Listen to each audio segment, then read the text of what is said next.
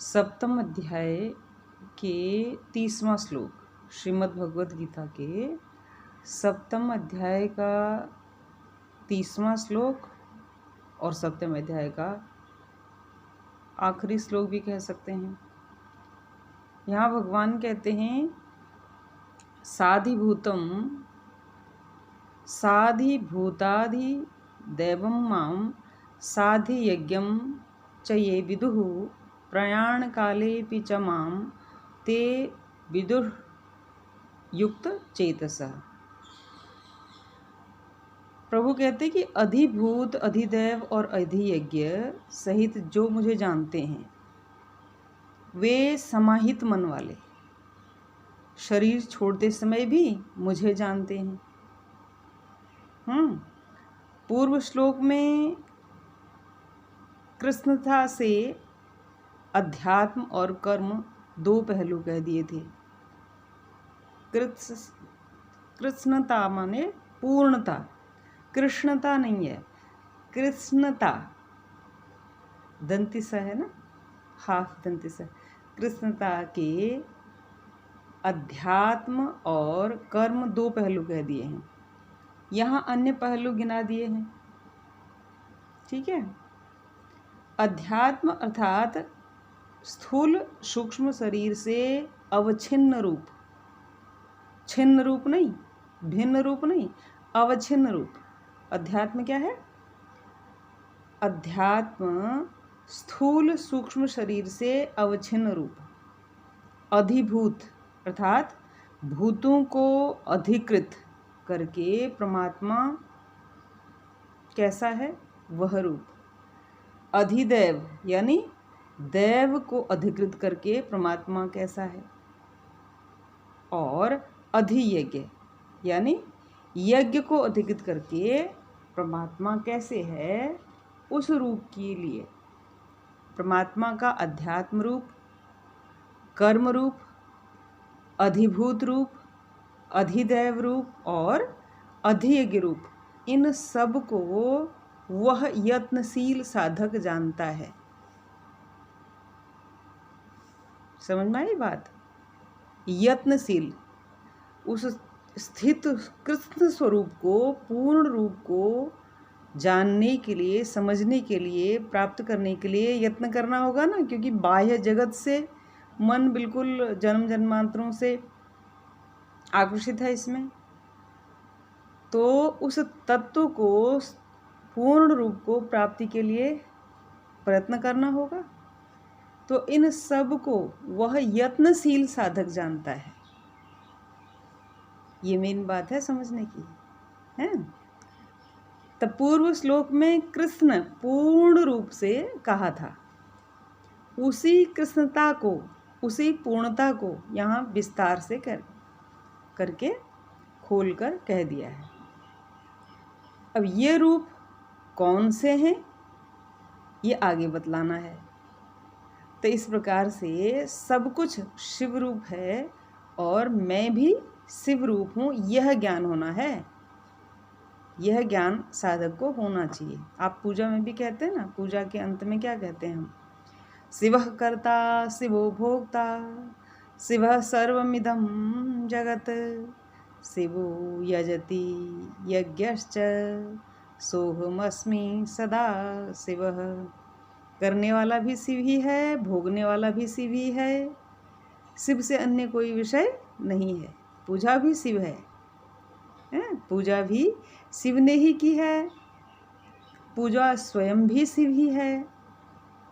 ऐसा वह जो सर्वरूप शिव है वही मैं हूँ। इस प्रकार परमात्मा के कृष्ण रूप को, पूर्ण रूप को जानना है।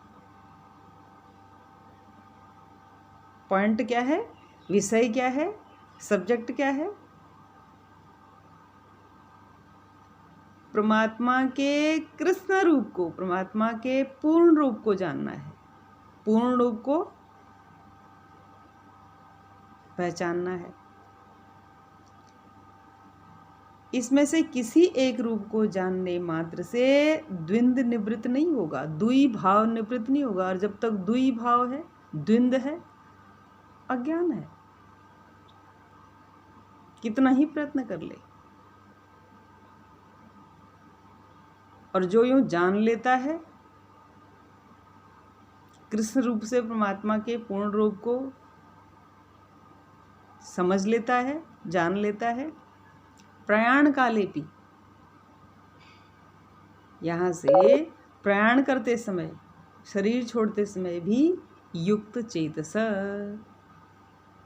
उनका जो चित्त है वो युक्त यानी समाहित रहता है।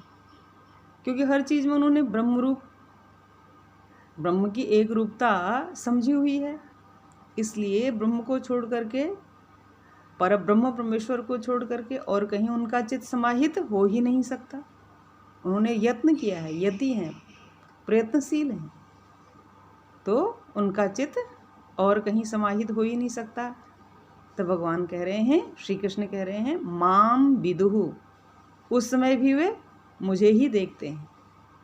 और जब मृत्युकाल आता है तब वे जानते हैं कि ये महाकाल स्वयं पधारा है। काल माने समय भी होता है ना, हाँ, तो महाकाल स्वयं पधारा है, उसमें भी वे परब्रह्म को देखते हैं।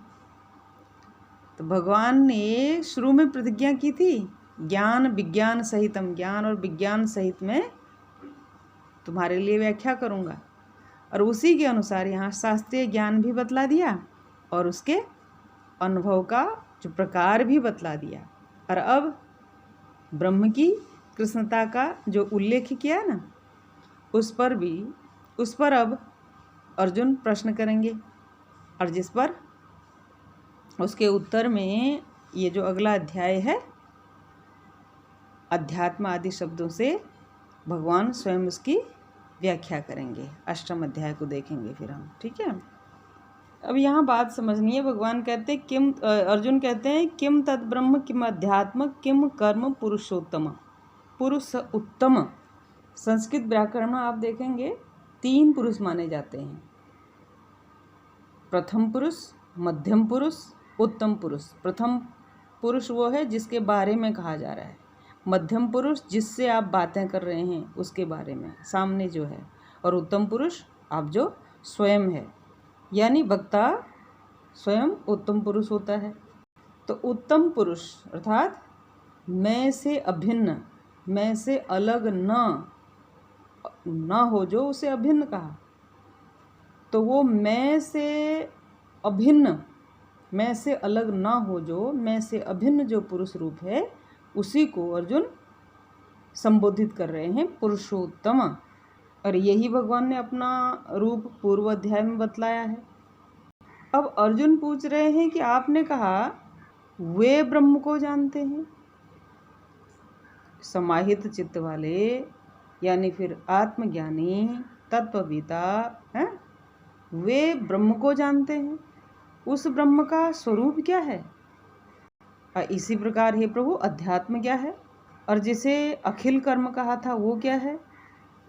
और फिर किम च साधिभूता अधिदैवम कहा था, तो वो अधिभूत क्या है? अधिदैव शब्द से आप किस चीज़ को कहना चाहते हैं? और बाकी पदों का भी अर्थ पूछते हैं अर्जुन।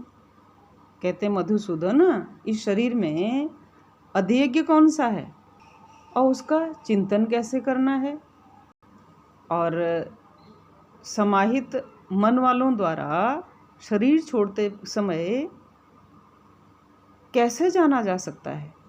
अब आप देखो मधुसूदन कहा है यहाँ, इसे थोड़ा इस शब्द की व्याख्या को समझते हैं। पौराणिक बात आती है ना पुराणों में कि मधु राक्षस ने सभी देवताओं को अपने वश में कर लिया था। कहा भगवान सोए हुए थे, जब तक भगवान न जगे तब तक मधु राक्षस मारा न गया, क्योंकि भगवान को ही उसे मारना था, भगवान के द्वारा ही मारा जा सकता था। अब देवताओं ने भगवान को जगाने के लिए देवी से प्रार्थना की, तो निंद्रा रूपी देवी हट गई, भगवान विष्णु जग गए और मधु असुर को मार दिया। अब उसने वरदान मांगा था कि मुझे वहाँ मारिए जहाँ कोई मरा न हो।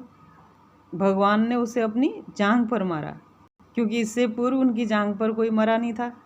अर्जुन का आशय यहाँ है कि जिस प्रकार आपने मधु असुर को मार डाला, इसी प्रकार मेरे, है ना, जिस प्रकार आपने मधु रूप असुर को मार डाला, हे प्रभु इसी प्रकार मेरे मोह रूपी असुर को भी समाप्त कीजिए। नहीं कहते हैं वो मोहित हो गया, क्यों? आसक्ति में, मुग्धता में। मोह का रस पीना मधु ही तो हुआ ना। तो जो आर्जव होता है, अर्जुन होता है, जिसकी वृत्ति बिल्कुल सादगी और सिद्ध स्पष्ट होती है, उसकी यही प्रार्थना रहती कि हे प्रभु मेरे मोह को समाप्त कीजिए।